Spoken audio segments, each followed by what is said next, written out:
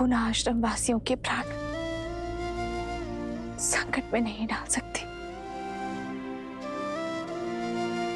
मुझे अकेले ही जाना होगा।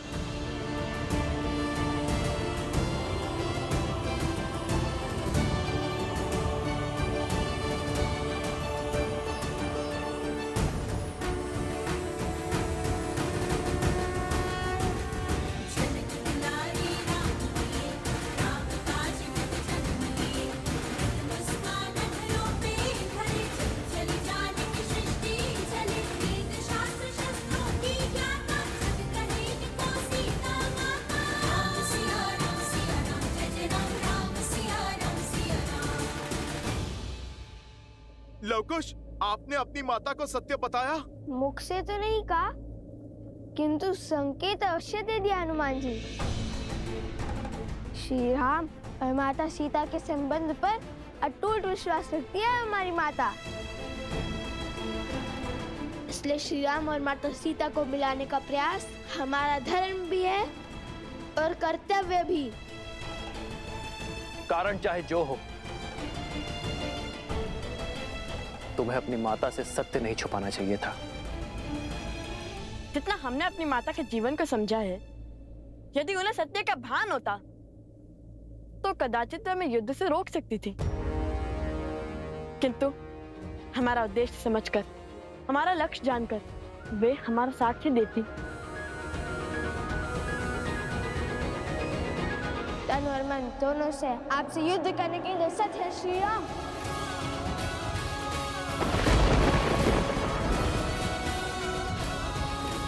अश्व पकड़कर जो चुनौती ली है, उससे पीछे नहीं हटेंगे लवकुश।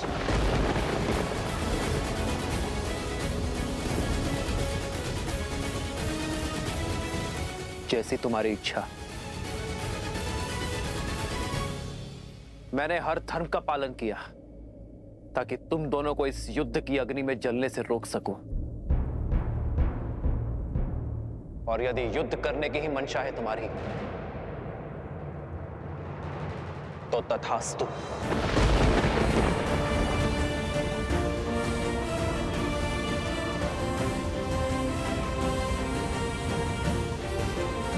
माता, कहाँ हैं आप? पुत्र और पिता दोनों एक दूसरे पर शस्त्र तानने को तत्पर हैं। आ जाइए माता और रोक लीजिए इस विनाश को।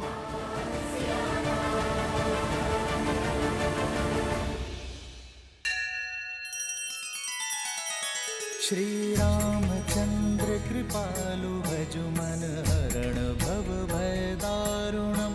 नव कंज लोचन कंज मुख कर कंज पद कंजारुणम।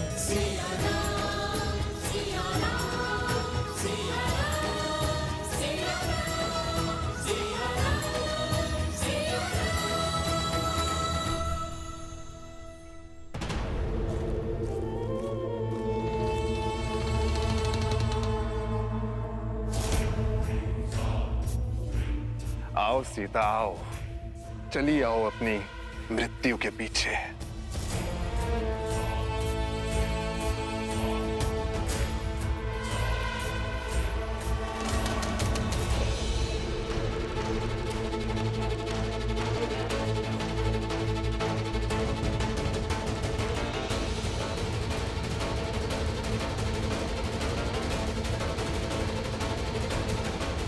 ये भक्षण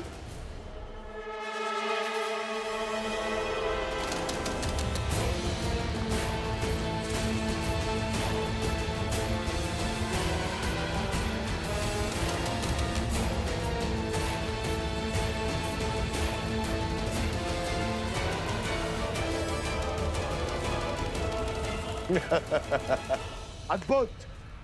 शक्ति को युक्ति से काटा है तुमने शूर्पणखा। क्या योजना बनाई है सीता को राम और लवकुश के युद्ध से दूर ले जाने की।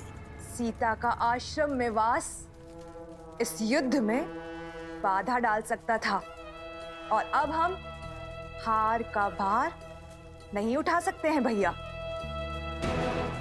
अब जब राम लवकुश पर अस्त्र चलाएगा और जब लवकुश उसके वार का प्रतिकार देंगे और तब उस क्षण का साक्षी समस्त त्रिलोक बनेगा। और ऐसे में ये बात सीता तक ना पहुंचे, ये तो असंभव है। इसलिए सीता को इस युद्ध और युद्ध भूमि से दूर ले जाना अति आवश्यक था भैया। और वचन से बंधा वो हनुमान चाह कर भी अपना मुख नहीं खोल पाएगा और चुपचाप इस विनाश का स्वांग देखता रहेगा। उत्तम सुपनखा, उत्तम।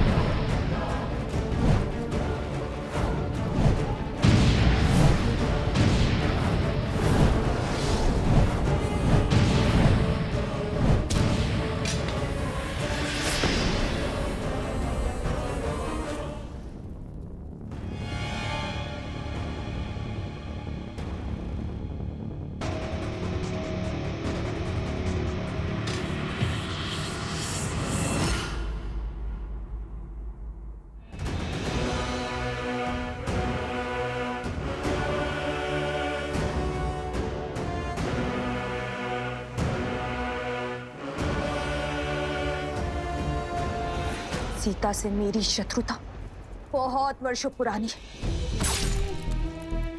बहुत गहरे घाव दिए हैं उसने मुझे।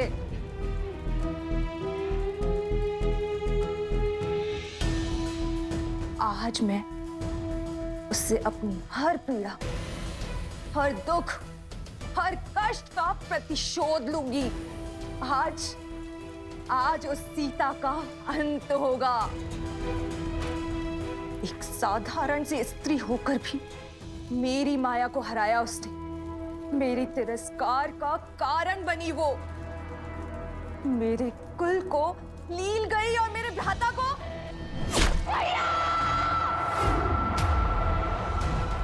और मेरे भ्राता का काल बनी। किंतु आज मैं उन सब का प्रतिशोध लूंगी। आज उसकी मृत्यु के साथ हमारी इस शत्रुता के अध्याय का भी अंत होगा।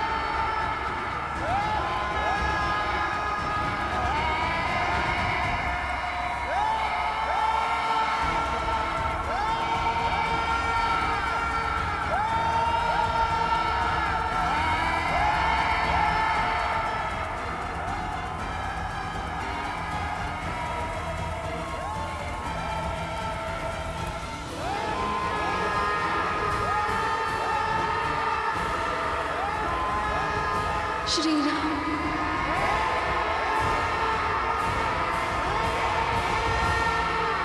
आज हमारी चाल केवल राम सिया की नहीं बल्कि समस्त रघुवंश का अंत कर देगी। रघुवंश के विनाश का शंखनाद हो चुका है भैया। और अंत के इस अध्याय का आरंभ हो चुका है। रघुकुल ने सदा ही ऋषि मुनियों के हर कार्य को सिद्ध किया है, उनके पूजा पाठ को सुरक्षा का कवच दिया है। रघुकुल का एक भी तीर किसी ऋषि के विरुद्ध नहीं चला है, किसी मुनि के तन को छलनी नहीं किया है। और यदि मैं राजा होकर यह युद्ध लड़ूंगा तो न्याय की हानि होगी।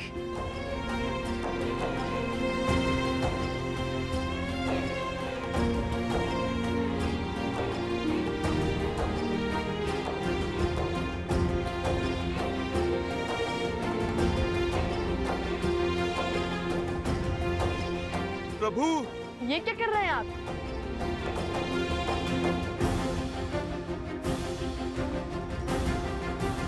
राजा के आभूषण उसकी पहचान होती है, आप ये क्यों उतार रहे हैं?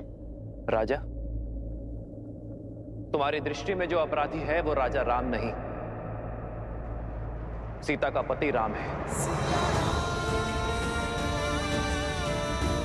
और एक पति का सीधा संबंध उसकी पत्नी के साथ होता है। जिसकी पत्नी वनवासी है, श्रृंगार और आभूषण धारण नहीं करती,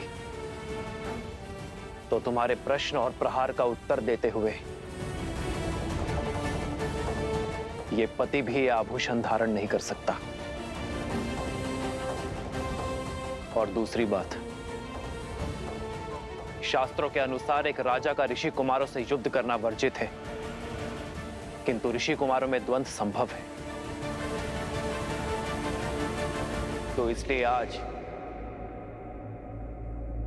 ये राजा राम कुछ समय के लिए अपना राजसी रूप त्याग कर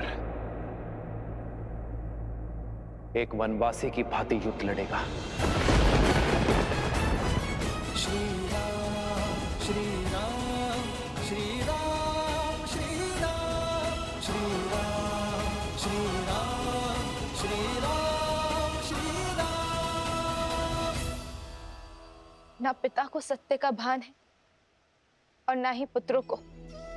पिता को ये नहीं पता कि वो अपने ही वंश को लील रहे हैं, और पुत्रों को ये आभास नहीं है कि वो जिन पर बाण ताने खड़े हैं वो उनके ही पिता हैं। कदाचित सत्य का ज्ञान इस युद्ध को टाल सकता है।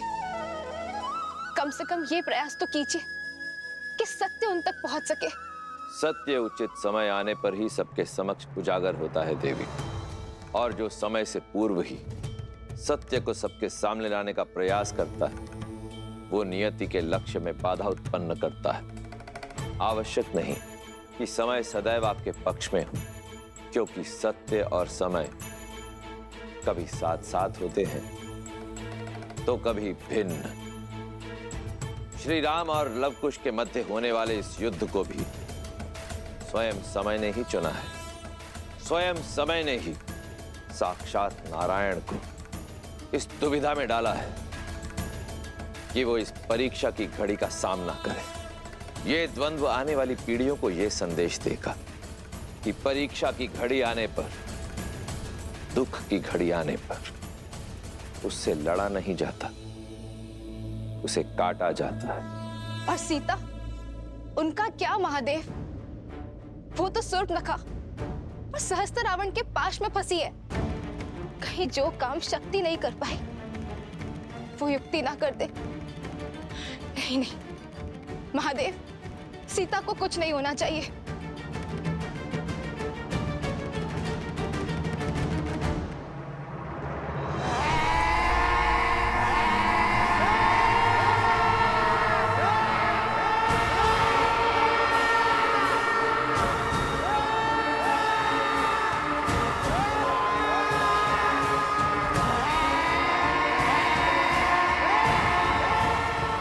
अरे, अभी से भयभीत हो गई तुम सीता।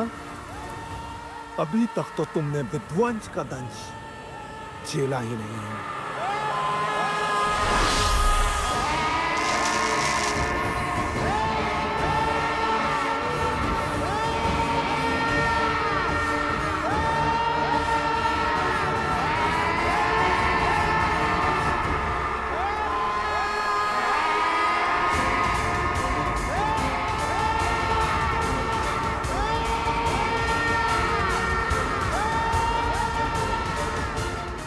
काट डालो बानासुर, अंत कर दो इस सीता का। इसके साथ ही रामायण की गाथा और उसकी संपूर्णता की कथा का अंत हो जाएगा भैया।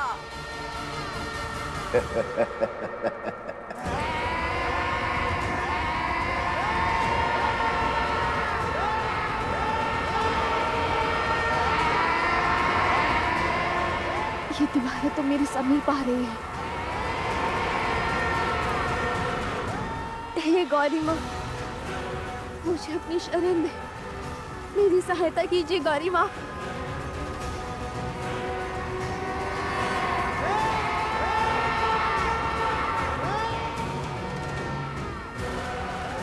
रक्षा करे माँ गौरी, रक्षा करे।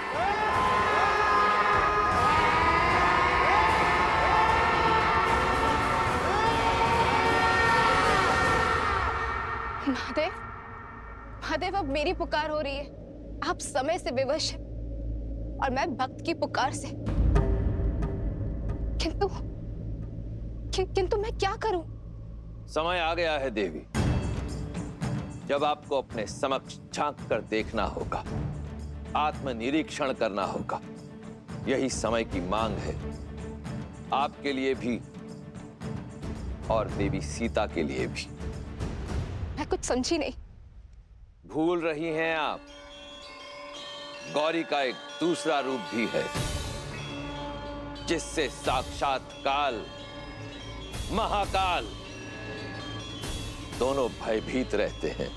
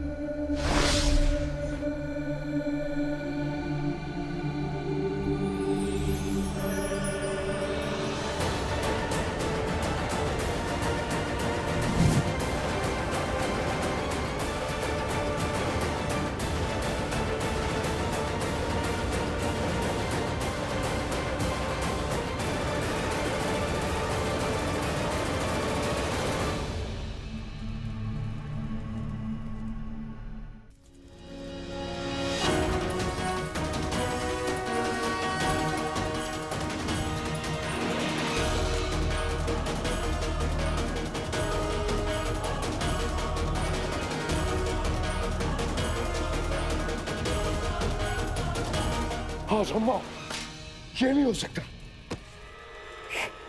ये नहीं हो सकता।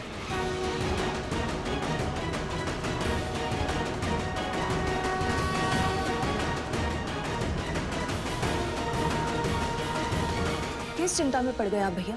क्या हो गया आपको? सीता के पीछे देखो, कौन है वो?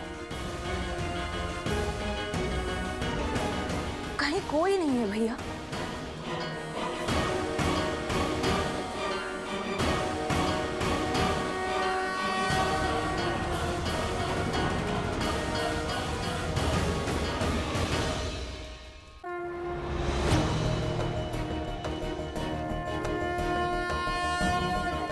गंधर्वी गंधर्वी चंचलाक्षी मर चुकी है वो। फिर यहाँ कैसे? ये कैसी माया है? गंधर्वी चंचलाक्षी? कौन है ये? क्या हो रहा है आपको भैया? भैया, किसकी बात कर रहे हैं आप? कौन है ये, मुझे बताइए भैया।